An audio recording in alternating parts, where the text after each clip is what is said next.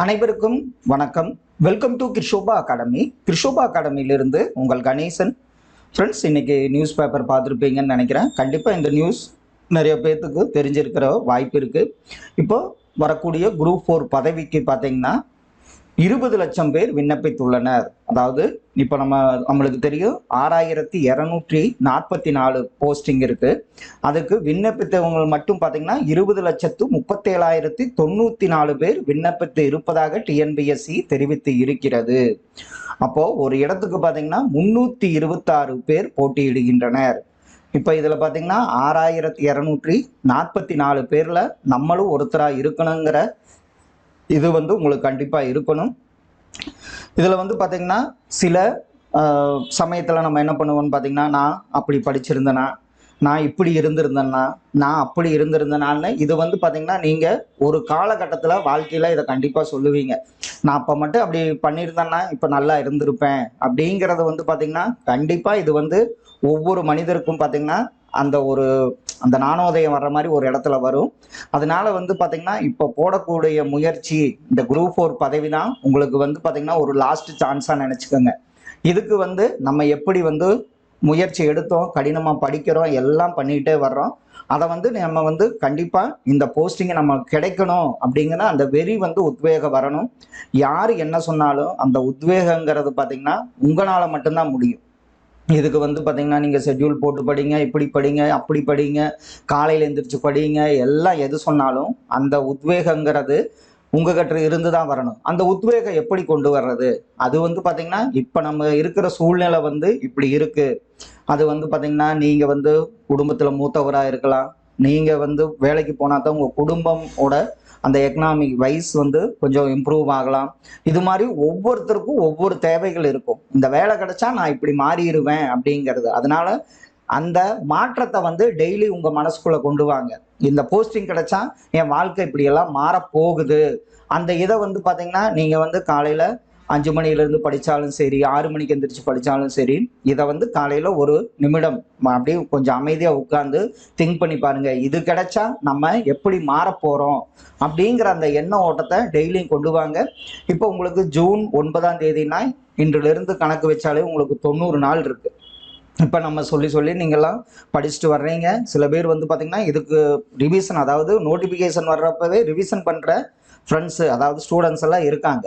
அதனால நீங்கள் எப்படியா இருந்தாலும் இந்த 90 டேஸில் படித்தாலும் பாஸ் பண்ண முடியுங்கிற அந்த கான்ஃபிடென்ட் உங்களுக்கு வரணும். அதற்கு நான் சொன்ன மாதிரி என்ன பண்ணுறீங்க, இது கிடைச்சதுன்னா என் வாழ்க்கை நிலை இப்படி மாறுங்கிற அந்த எண்ண ஓட்டத்தை கொண்டு வாங்க. இதில் ஒவ்வொருத்தருக்கும் ஒவ்வொரு தேவைகள் இருக்கும். நான் பணம் அப்படின்னு வச்சு மட்டும் பேசல. ஒரு நல்ல பொசிஷன் கிடைக்கும், எங்கள் குடும்ப சூழ்நிலை மாறும், எனக்கு கல்யாணம் நடக்கும், இதனால என் தங்கச்சி அக்கா இவங்களுக்கெல்லாம் என்னால் ஹெல்ப் பண்ண முடியும். இது மாதிரி ஒவ்வொருத்தருக்கும் ஒவ்வொரு தேவைகள் இருக்கும். அதனால பார்த்தீங்கன்னா இதை நீங்கள் டெய்லி நினைங்க. ஃபஸ்ட்டு உங்களை பற்றி, நான் இது கிடைச்சதுன்னா இந்த போஸ்டிங் கிடைச்சா எனக்கு இதெல்லாம் மாறப்போகுது அப்படிங்கிறத எண்ணோட்டத்தை கொண்டு வந்தீங்கன்னாவே உங்களுக்கு ஒரு உத்வேகம் கிடைக்கும். நீங்கள் மற்றதெல்லாம் கவலைப்படாதீங்க. இப்போ நம்ம ஷெட்யூல் 10 பார்த்துட்ருக்கோம். உங்களுக்கு ரிவிஷன், அதே மாதிரி ராக்கெட் ரிவிஷன், இது மாதிரி நாங்கள் கொடுத்துட்டே இருப்போம்.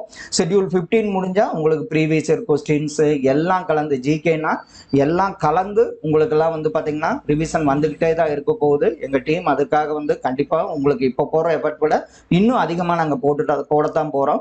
அதனால் நீங்கள் அந்த படிப்புங்கிறத இப்போ படிங்கன்னு சொல்ல மாட்டேன், நீங்கள் எல்லாம் படிச்சுட்டே தான் இருப்பீங்க.